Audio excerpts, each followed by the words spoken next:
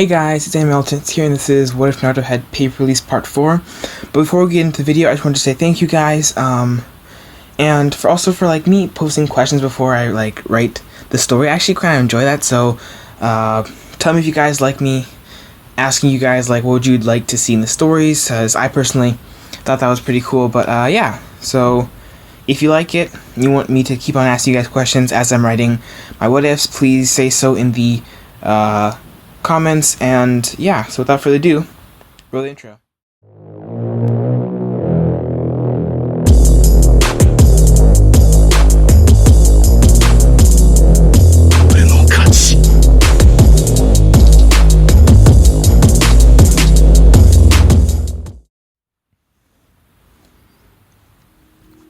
Currently, the three Gani of Team 7 were in trouble. This was their first C-rank mission. For almost 2 months, they had done menial and tedious work known as D-ranks. Babysitting, walking dogs, going grocery shopping, and painting houses were all but a few of them. Naruto was currently carrying the mission objective, a small blue scroll tucked into his vest. He had changed from his normal attire to... it's basically just a picture of the person on the cover, the playlist cover. So yeah, that just gives you guys a visual. But anyway, back to the story. The mission went sour just before they reached the objective destination. Flashback. Yesterday 11 a.m. Team 7 was inside the Hokage's office, waiting to receive another mission. The minute the Hokage turned his attention towards Team 7, Sasuke started loudly demanding a higher rank mission. And naturally, because the elders and some of the council were there, Hiruzen was pressured into giving it to him. Hiruzen turned to Kakashi inside. Do you think they're ready? Kakashi thought for a moment before saying yes. Okay then, your mission objective is taking a scroll to a location in the hidden grass. As you might know, the hidden grass houses a prison and it's one of the prisoners that we need to be moved back to the Leaf for questioning. Sorry about that. One of the wardens from the prison will meet you in a town near the border. You must go to a tea shop called the Peppermint Leaf Tea Shop, Hiruzen said. Okay team, meet at the gates at 1 p.m. and then we will depart, Kakashi said. Flashback end. They had been ambushed and Kakashi had given them each a fake mission scroll, along with the real one to Naruto. He had then departed and tried to lead the ninja following them away. It had worked somewhat well, but what he didn't realize, because he was human and naturally he made mistakes, even though they were few and far between, was that the size of the group was larger than he anticipated. There were 2 Jonin and 2 Chunin, all from Iwa, and their mission objective was to steal the mission scroll that Team 7 was trying to deliver. Kakashi could easily take out the 2 Jonin. The only problem was that it would take a while. In that time, the 2 Chunin could possibly end Naruto and the rest of Team 7. In actuality, the mission should have been at least B rank or higher, but it hadn't been expected for Iwa to know about their transferring of prisoners. The prison was used by all of the 5 elemental countries to store extremely high security prisoners. But countries didn't, or in this case, shouldn't know when prisoners from other countries were being moved. A brush rustled to the right, and the 3 Gani went to a spearhead formation, Naruto in front, flanked by Sasuke and Sakura. What do we have here? A squeaky voice said, as it and one other figure rolled out of the bushes. There were 2 tall, extremely muscular Chunin, about 6'4". The one on the left was bald, and the one on the right had a mohawk. Hand over the scroll, the one on the left spoke in an extremely squeaky voice. What shocked Naruto was the fact there was no other people in the clearing, so the squeaky voice had to come from one of the huge Chunin. Then it clicked for Naruto. Guys, these are Iwa's terrible too, Naruto said, his voice rapidly changing from serious to ice cold. Don't let their voice throw you off. They're incredibly strong and possess Iwa's famed Kekigenkai, the Bakuton explosion release. They're actually a part of Iwa's explosion corps. Naturally, since they have the explosion release. The one with the mohawk is Brutus, and the bald one is Hercules. Sasuke, you take on Brutus, while I'll go for Hercules. And Sakura, you keep going. When Naruto finished, he pulled out a fake mission scroll and tossed it to Sakura. "Wow, looks like the blonde knows of us, brother," Brutus squeaked out. "Yeah, but I won't save him," Hercules replied, before getting to a boxing stance. He punched the air, and Naruto saw what looked like sweat flying off his hand. Naruto's eyes widened, and he screamed, "Scatter!" before grabbing Sakura's arm and pulling her to the right. Sasuke jumped to the left, and a split second later, the liquid that Brutus had produced from his hands violently exploded, throwing Sasuke, Naruto, and Sakura farther away. When Naruto got back up, he pulled Sakura up with him and pushed her in the general direction of the mission endpoint. "Go!" he yelled before turning back to Hercules. "You don't know when to quit, do you, brat?" Hercules growled, or tried to, with his squeaky voice, and started attacking Naruto. He tried to grab him in a grappling hold, but Naruto was too quick and kept on dodging. "Most people would say no," Naruto said, as he started a triad of complex maneuvers to dodge Hercules. Damn, Naruto thought, as he dodged Hercules again and again. "I can do this all day, but if this guy catches me, I'm done." Naruto had an extremely analytical mind and could break down very complex jutsu or concepts quickly. "Wait, that's it," Naruto thought, as he jumped away from another explosion. "If I get caught by him, I'll be able to see how he uses these explosions, and how he doesn't get hurt by them." Naruto slowed down slightly and got nailed in the stomach by Hercules.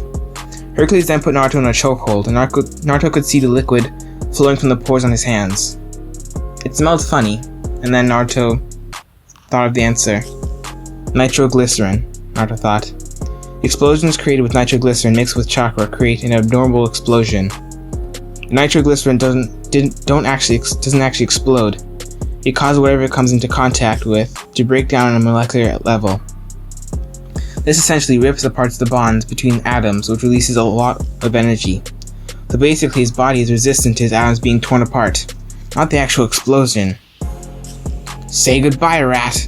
Hercules screeched out. Naruto disintegrated into paper that immediately started to cover Hercules, before Hercules could even detonate the nitroglycerin.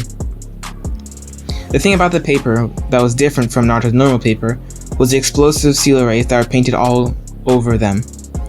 All the explosion tags were pointed inward, and the last thing Hercules saw before the last explosion tag covered his face was Naruto holding the half-ram hand seal and saying, "Goodbye." The paper shifted into a sarcophagus position, and Naruto said, "Paper release, Sarcophagus of eruption." Then the sarcophagus shot upwards. Just as it reached the canopy of the trees, Naruto detonated it with a simple verbal command, "Shibuki." It meant splash, but the explosions reminded Naruto of a splash of color, so he thought it was fitting. There was a small explosion, mostly because all the tags faced inwards, and there was some wind caused by said explosion. Note, this next part includes some bloody scenes, so if you're not really comfortable with it, you might want to skip a little bit ahead. You might want to skip a little bit ahead. It's not too bloody, but it's some blood. Naruto then turned back towards Sasuke's fight and found it in a not so good position. Sasuke was about to be gutted by a reasonably large katana. Naruto started running over. He pulled out a kunai to block the katana. Before he got there, Sasuke glanced over with an evil smirk. He performed some hand signs, and Naruto's surroundings blurred. As things were coming back into position and focus, Naruto felt a sharp pain in his stomach. His vision cleared and he found himself where Sasuke was only seconds ago. The katana that Sasuke was about to be stabbed with was now embedded in Naruto's stomach. Damn, he really sacrificed me to save himself, Naruto thought, as he spat out a good amount of blood. But in all honesty, what I expected him to do this to me. But in any case, I'm not going down like this. He quickly flicked his hand upwards, guiding the katana across Brutus' throat. There was a gurgle, and blood sprayed out from the wound and across Naruto. Then it hit Naruto, as Brutus was falling to the ground, a glassy look in his eyes. This was his first kill. He might have thrown up, if not for the fact that it hurt to even move. "Great job, Dobe," Sasuke said, as he walked over to look down at Naruto. "But be happy, you saved one of the great Uchihas. Your sacrifice will probably be forgotten, but hey, it doesn't matter that much, you should be happy." As Sasuke turned away, a fist came rocking out of nowhere and sending him sprawling to the ground. He looked up to see a furious Kakashi standing above him. "Hey, you can't do that to Sasuke!" Sakura screeched. It was Naruto's job to protect Sasuke. She trailed off as she saw the look Kakashi was giving her, which immediately silenced her. These kids are crazy, Kakashi thought, referring to Sasuke and Sakura. He quickly created a shadow clone, who took the real mission scroll from Naruto and continued on towards the mission point. As he did this, Naruto used a few pieces of paper to cover the wound and keep himself from bleeding out too quickly. Kakashi picked Naruto up and turned towards Sasuke and Sakura. "You two had better keep up," he said as he took off back towards the leaf. "Hang in there, Naruto," Kakashi thought as he headed towards the leaf. He had to slow down slightly so that the other two could keep up, but he still kept a very fast pace. Time skip. 2 weeks later. In that time, Sasuke and Sakura were ejected from Team 7, but unfortunately they would still receive another team, seeing as how Sasuke was the last Uchiha, and Sakura's mother was on the council. Sasuke had also moved out of the Uchiha compound into an apartment.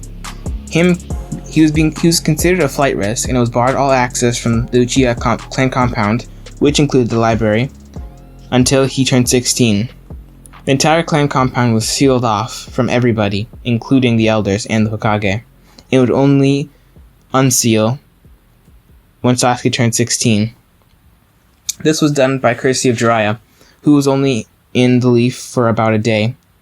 No one actually even knew he was there, but it was later found out that only he could do this, as he was the only seal master in Konoha, or at least the best, is what Naruto heard. Currently, Naruto was in the Hokage's office, waiting for his first mission after he recovered. "Okay, Naruto, I'm sending you and Kakashi, along with some other Jonin, to the border of the Fire Country. It shares I'm sending you and Kakashi to the border of the Fire Country, along with some other Jonin. The border is the one that we share with the Wind Country. The Kazekage is coming here for a meeting, and you and Kakashi and some other Jonin are going to be escorting them here. And by them, I mean him and his children," Hiruzen explained. Naruto nodded. One other thing. His youngest daughter, she is like you, in that she has a tailed beast. At that, Naruto froze.